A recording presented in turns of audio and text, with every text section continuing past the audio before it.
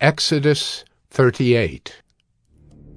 He made the altar of burnt offering of acacia wood. 5 cubits was its length, and 5 cubits its breadth. It was square, and 3 cubits was its height. He made horns for it on its 4 corners.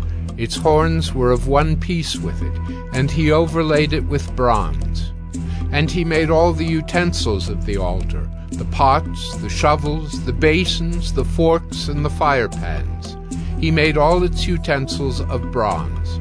And he made for the altar a grating, a network of bronze under its ledge, extending halfway down.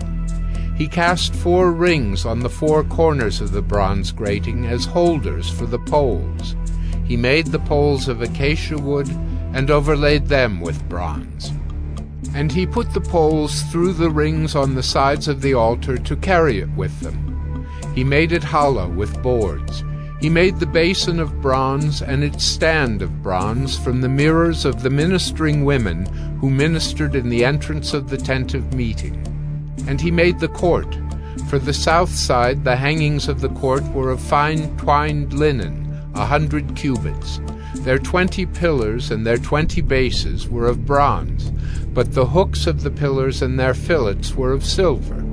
And for the north side there were hangings of 100 cubits. Their 20 pillars, their 20 bases were of bronze, but the hooks of the pillars and their fillets were of silver. And for the west side were hangings of 50 cubits, their 10 pillars and their 10 bases. The hooks of the pillars and their fillets were of silver. And for the front, to the east, 50 cubits.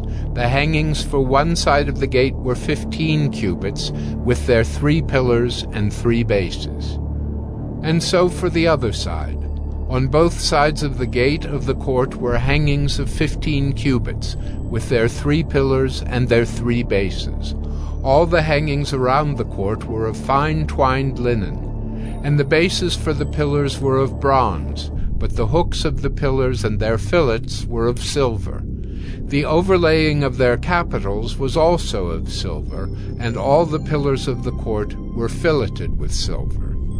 And the screen for the gate of the court was embroidered with needlework in blue and purple and scarlet yarns and fine twined linen. It was 20 cubits long and 5 cubits high in its breadth, corresponding to the hangings of the court. And their pillars were 4 in number. Their 4 bases were of bronze, their hooks of silver, and the overlaying of their capitals and their fillets of silver. And all the pegs for the tabernacle and for the court all around were of bronze. These are the records of the tabernacle of the testimony, as they were recorded at the commandment of Moses, the responsibility of the Levites under the direction of Ithamar, the son of Aaron the priest. Bezalel, the son of Uri, son of Hur, of the tribe of Judah, made all that the Lord commanded Moses. And with him was Oholiab, the son of Ahisamach, of the tribe of Dan, an engraver and designer and embroiderer in blue and purple and scarlet yarns and fine twined linen. All the gold that was used for the work in all the construction of the sanctuary, the gold from the offering, was 29 talents and 730 shekels by the shekel of the sanctuary. The silver from those of the congregation who were recorded was 100 talents and 1,775 shekels by the shekel of the sanctuary. A beka a head, that is, half a shekel by the shekel of the sanctuary, for everyone who is listed in the records from 20 years old and upward, for 603,550 men. The 100 talents of silver were for casting the bases of the sanctuary and the bases of the veil. 100 bases for the 100 talents, a talent a base. And of the 1,775 shekels he made hooks for the pillars, and overlaid their capitals, and made fillets for them. The bronze that was offered was 70 talents and 2,400 shekels.